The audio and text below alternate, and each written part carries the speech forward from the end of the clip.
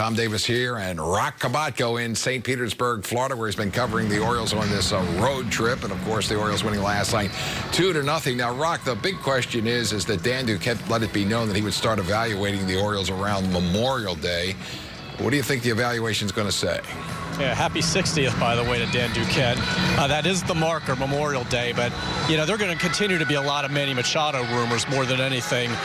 Find a comfortable seat, put your feet up and enjoy them because they're going to keep coming. But here's the deal right now. I've gotten the impression, I've talked to multiple people in the industry here that say the Orioles aren't engaged at all in any kind of serious trade talks right now. And that certainly includes Manny Machado, that it's still too early. It doesn't mean that you don't kind of reevaluate where you are at that Memorial Day marker. But they're not close to making any sort of moves right now, and especially in Machado's case.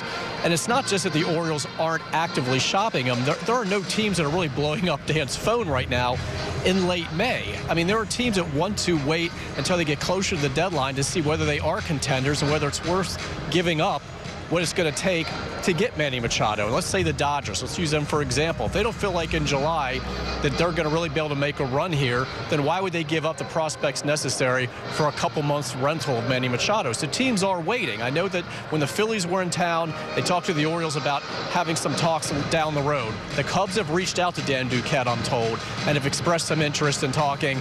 But again, closer to that deadline where things would get more serious. I'm told names haven't been exchanged despite what you may be reading or hearing. So everybody's in kind of a wait mode right now. I think in the industry, it's assumed the Orioles are going to go ahead and eventually deal Manny because they aren't going to be able to re-sign him. He's going to test the market, but they're not going to do it right now, and the offers aren't pouring in for him, so they're going to be patient, and teams are going to be patient right now. Now, Roch, yesterday, Denard Span was in the starting lineup for a moment. Then he was traded to Seattle, obviously taken out of the starting lineup before the game was even played, along with Colomé, the closer for Tampa Bay. Do you think this opens up the trades could possibly be made more early than in the past? See, I really don't think so, just for the reason of the Rays are kind of off doing their own thing right now, and I'm not going to call it tanking, but they had the 28th lowest payroll in baseball before those deals. I think they cleared another about $9 million, and meanwhile, they were only a couple games below 500 in third place, and they continue to tear down this team. So I don't think other teams now are going to follow that lead, that example, and the floodgates suddenly open because of what the Rays did. I think the Rays are just operating at a different level right now, a much lower one.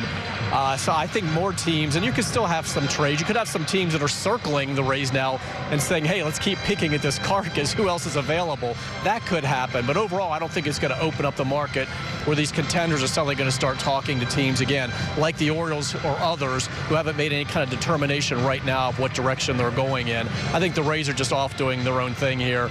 And this place will not be packed tonight or this weekend for the rest of the series. I don't think there are many people coming out anyway, and certainly not direction this franchise is headed.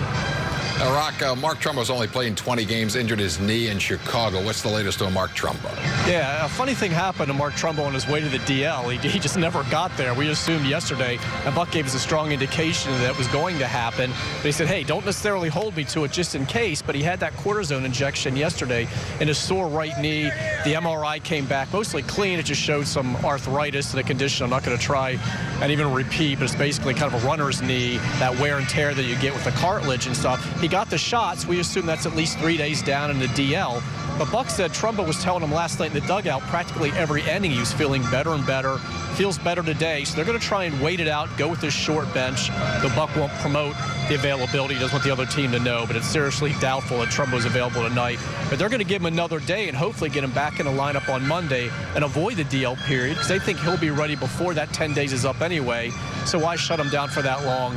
Plus the timing of it. He was swinging the bat so well. He's over 300. He had just gone 4 for 4 in Chicago in a game, and then all of a sudden a slide in the second base seemed to aggravate the condition. They're trying to avoid putting him on the DL. They think certainly by Monday he'll be ready.